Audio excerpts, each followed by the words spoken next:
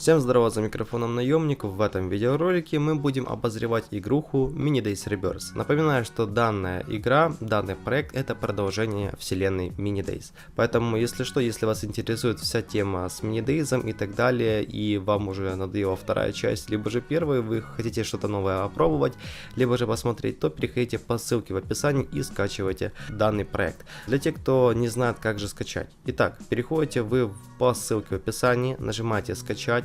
И сверху у вас будет строка, где можно скачать бесплатно эту версию.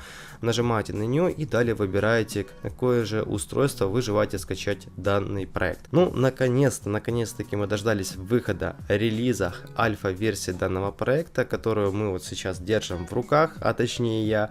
И сегодня будем мы обозревать, обсуждать, смотреть, пробовать все связанное с как раз таки этой игрой. Хочу сказать большое спасибо Егорику, наконец-то он выпустил данный проект. Для тех, кто не знает, он его выпустил в Новый год, то есть сделал тем самым новогодний подарок, за что всем им благодарны. И, честно говоря, думаю, большинство зрителей и поклонников и прочих людей, которых интересует данный проект, были в восторге от этого, что вот такой вот приятный подарок преподнес нам разработчик.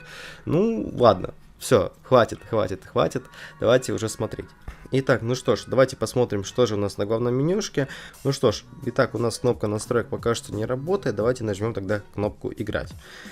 Итак, мы видим, что у нас заготовлены две локации, это Ливония и город 31. Предлагаю, пожалуй, перейти на локацию Ливония.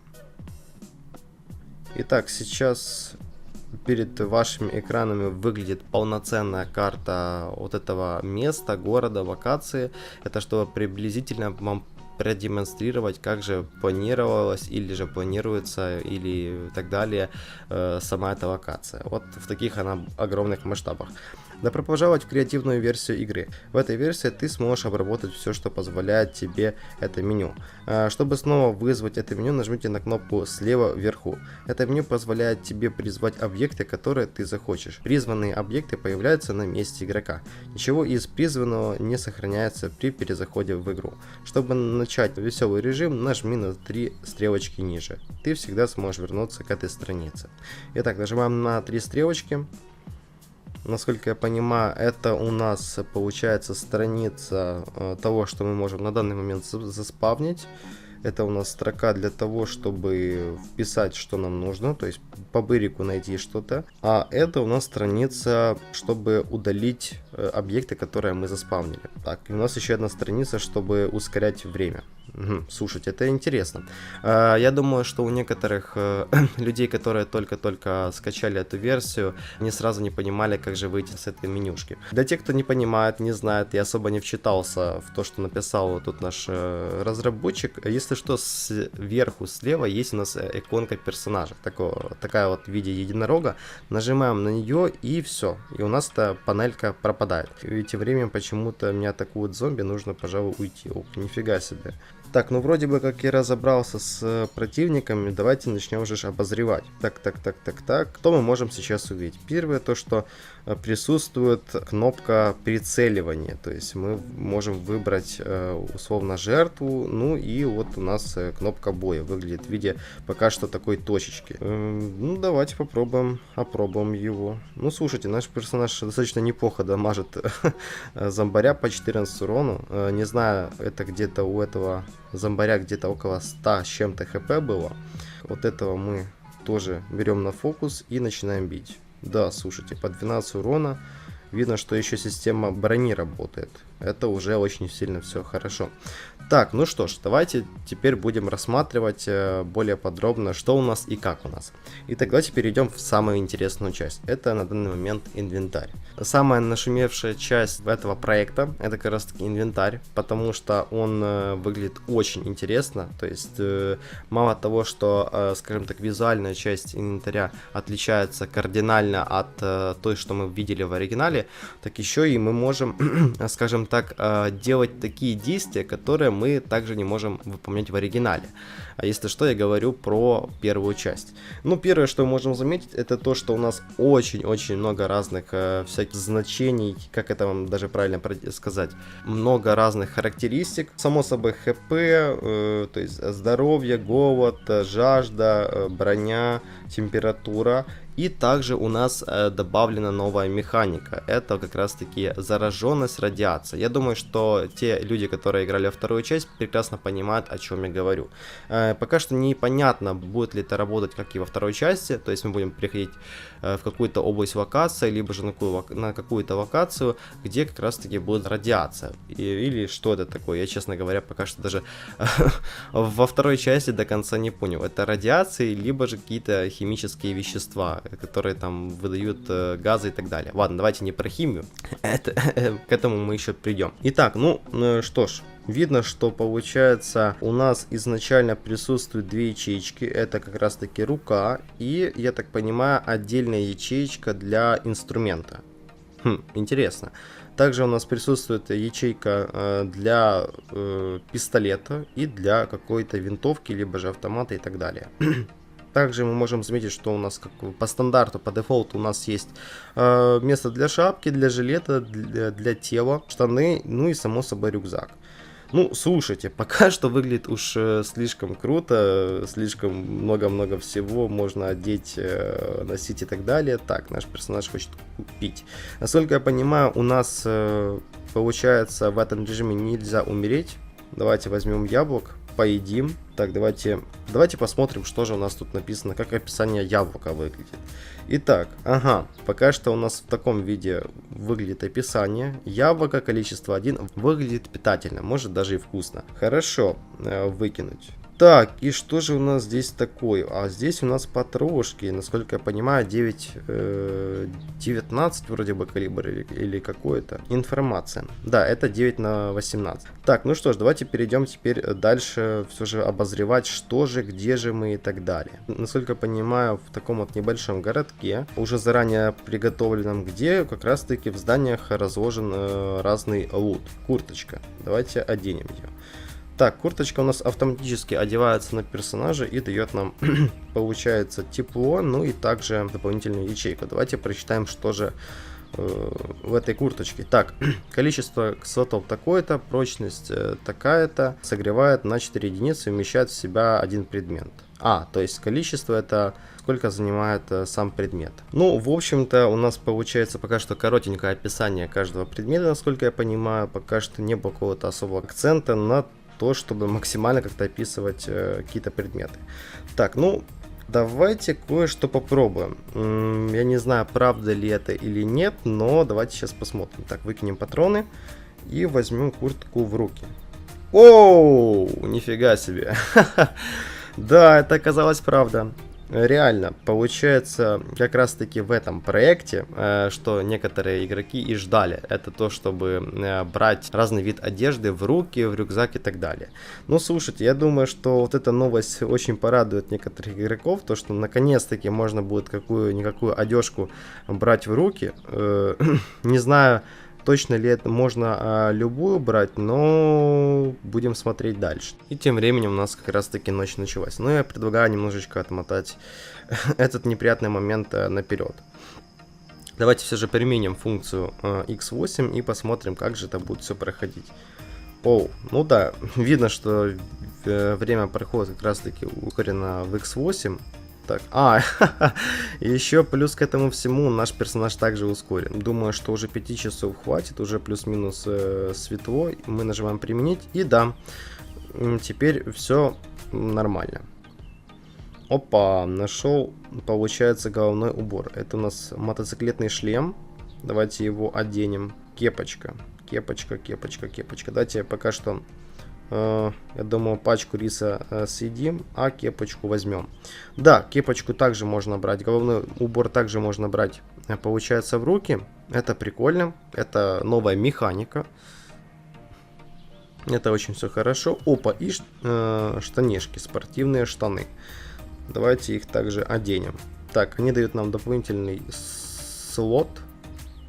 Так, еще кепочка и футболочка. Так, ну, давайте футболочку оденем, посмотрим, как же это будет все выглядеть. Сюда положим. О, слушайте, смотрите, я сейчас убрал, получается, с себя курточку и автоматом выкинулся весь лут, который был в куртке. Вот это, кстати, удобно. Давайте оденем футболку, посмотрим, как это все будет выглядеть. Так, ну, футболка нам не дает никакой дополнительной ячейки, поэтому потрошки мы не заберем. Ну, думаю, ну, если смотреть, то выглядит как в оригинале. Тут ничего особенного нет. Поэтому предлагаю одеть курточку назад. Сейчас это все выбросим. Так, патроны сюда, футболку сюда. Так, ну, мотоциклетный шлем точно так же выглядит, поэтому я предлагаю также кепочку взять, одеть. Так. Все, теперь будем в кепочке такими модными бегать. Так, еще какое-то место интересное. Сигнальная шашка. Так, давайте возьмем сигнальную шашку и попробуем зажечь. Можем ли мы ее выкинуть? Да. О. Ну, слушайте, мне кажется, освещение поболее динамичнее, чем в оригинале. Даже у меня немножечко проседает FPS. Немножечко подлагивает даже. Опа, а у нас здесь еще ПМчик есть. Ну, вот это уже поинтересней. Так, в руку. Так, сюда мы не можем перекинуть, только в руку. Хорошо, но сейчас опробуем пистолет наш. Так, и зайдем сюда еще. Ух ты шо. Да ты что. У нас тут еще и Иш и свитер. Так, топор, получается, да, вот, про что я говорил. Получается, мы инструменты берем в отдельную ячейку, если хотим использовать. Так, ну и само собой оружие, огнестрел. Так, точно, еще и давайте пистолет. Давайте пистолет также положим специально для этой ячейку. Так, ну и свитер в руки. Автомат в руку, свитер в руки и так далее. Так, ну, давайте все же посмотрим, как же выглядит у нас режим стрельбы. Так, ну, насколько я понимаю, у нас получается сейчас пистолет. Вот так он выглядит. Мы можем на данный момент сейчас заметить то, что у нас добавлена новая механика стрельбы. То есть это не как в оригинале. То, что наш там персонаж начинает самостоятельно нацеливаться. В этом же проекте пока что мы будем нацеливаться самостоятельно. Не знаю, на самом деле интересное решение со стороны разработчика. Вот так мы будем стрелять. То есть вот так, вот так. Ну и давайте посмотрим все же на режим прицеливания. Так, вот так у нас он выглядит. То есть вот появляется специальная линия, с помощью которой мы можем, скажем так, более точно нацелиться на цель и побыстрее ее устранить и поточнее. Вот так это все выглядит. Ну, слушайте, задумка интересна. Конечно, нужно, как по мне, еще немножечко поработать с этим всем. Я думаю, что можно было бы заменить вот эту вот линию, как сделать в оригинальной части. Такими, знаете, двумя линиями, которые постепенно сводятся в одну точку. Только, ну, то есть, ну, то же самое сделать, только не, чтобы это была не одна линия, а две линии. Думаю, это поболее как-то выглядело удобней. Не знаю. Ну, тоже задумка прикольная. Так, ну что насчет дробовика? Тут все то же самое, насколько я понимаю, да, режим прицеливания вот такой. То есть все как и в пистолете. Ну, слушайте, мне пока что нравится. Мне нравится. Пока что как-то это все просмотреть, как это все можно продемонстрировать, я пока не знаю. У нас еще, я так понимаю, патроны не удаляются. Ну, так сейчас на зомбарях каких-то попробуем. Так, где тут наши друзья? Вот, вижу кого-то. Вижу кого-то. Вот так мы нацелимся. О, нифига себе. Прикольно выглядит на самом деле.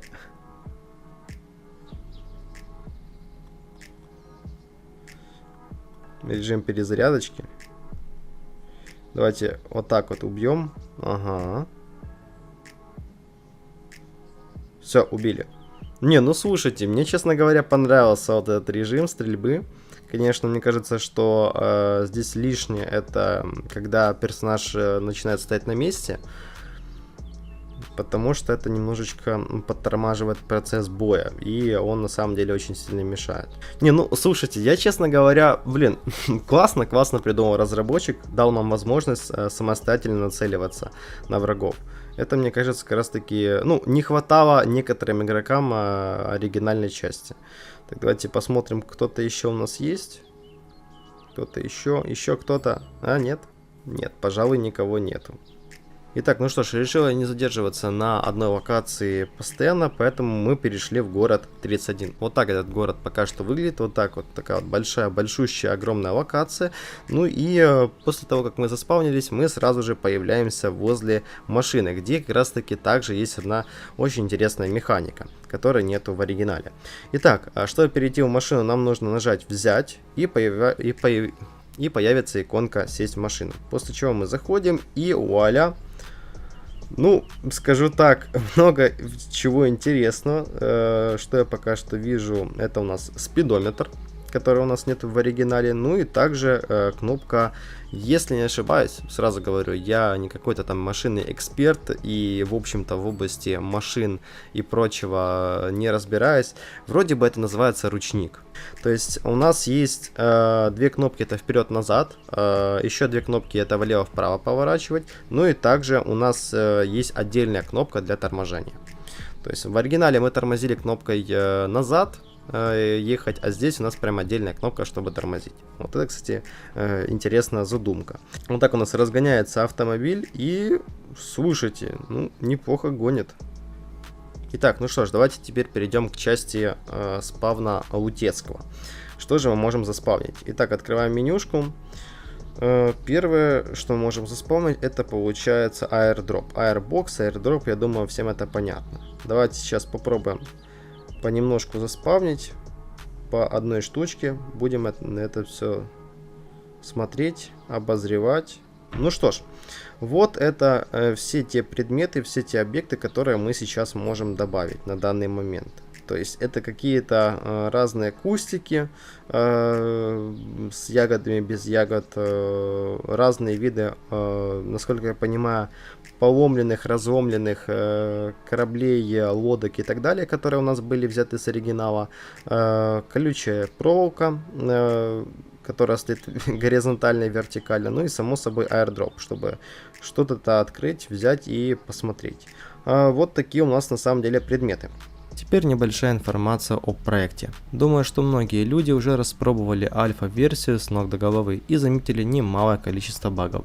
Я решил предупредить и расспросить у разработчика, что он думает по этой ситуации и что делает на данный момент. Сейчас разработчик уже исправил большую часть всех присутствующих багов и недоработок. Параллельно с исправлением он также работает над дальнейшим запланированным контентом, который очень обрадует фанатов, но об этом попозже. Поэтому, если у вас есть информация об возможных багах, то переходите в мой Discord канал, а также к разработчику, где вы сможете написать про них в специально выделенных чатах. И если у вас есть свои идеи для проекта, то тогда вы также можете поделиться этим на сервере. Вся эта информация будет отправлена напрямую к разработчику.